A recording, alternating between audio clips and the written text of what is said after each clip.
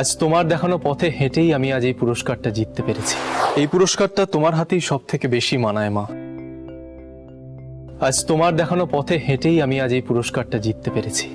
কালকে তুমি যখন মঞ্চে উঠেছিলে এই পুরস্কার নিতে, গর্বে আমার মাথা উঁচু হয়ে গিয়েছিল। তোমাকে ঠিক রাজপুত্রের মতো দেখাচ্ছিল। রাজপুত্রের মতো কি বলছো?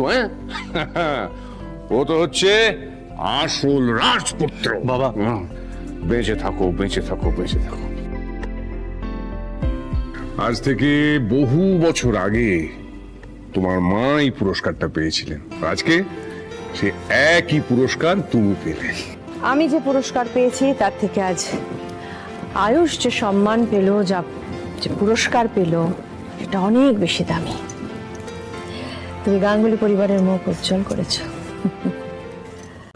আজই ডাউনলোড করুন আর এনজয় করুন আপনার পছন্দের শো।